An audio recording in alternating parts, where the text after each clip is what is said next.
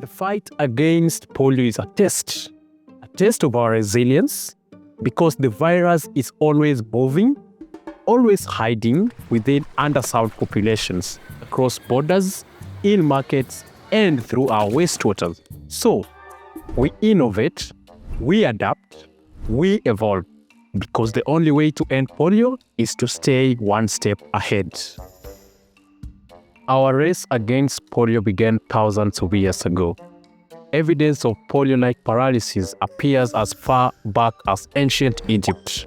It was hard to outrun back then, but in the 1950s, the first vaccine changed everything.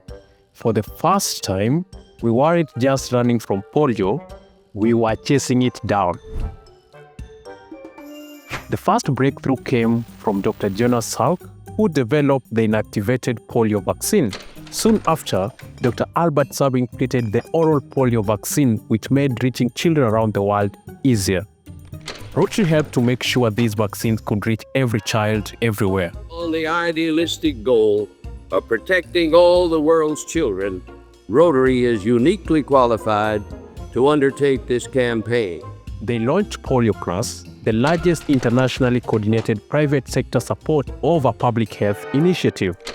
Together, safe and effective vaccines combined with global support are the backbone of eradication, driving polio cases down by over 99% worldwide.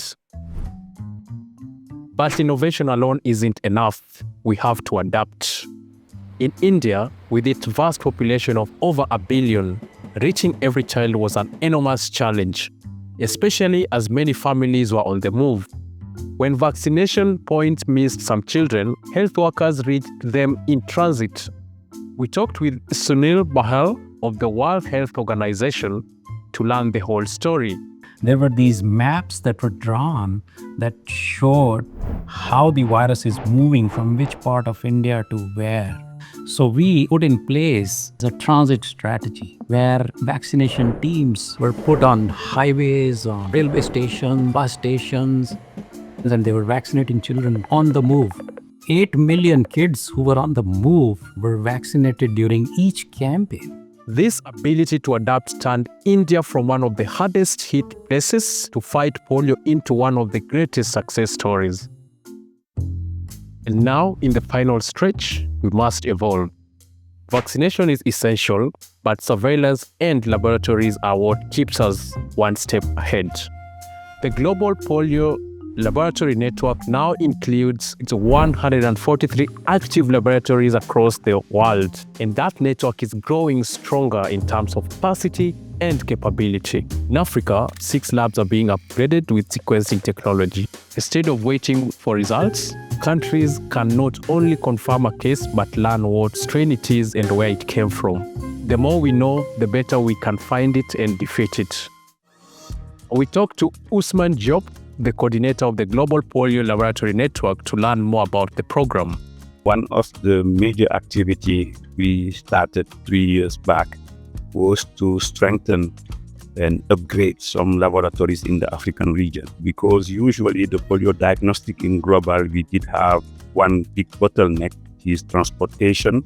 In the past, there were 2 labs doing sequencing, one in South Africa and one in Ghana. The aim is to add 6 more labs in Senegal, in Cameroon, Uganda, Nigeria, in Kenya, and in Madagascar.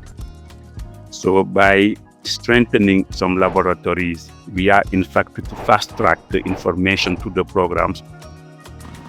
Outrunning the virus across borders, on trains, and in communities everywhere. Building stronger surveillance with faster and more advanced laboratories. Delivering polio vaccines where they are needed most. Earning deeper trust with communities. We innovate, we adapt, and we evolve. That's how we eradicate polio for good.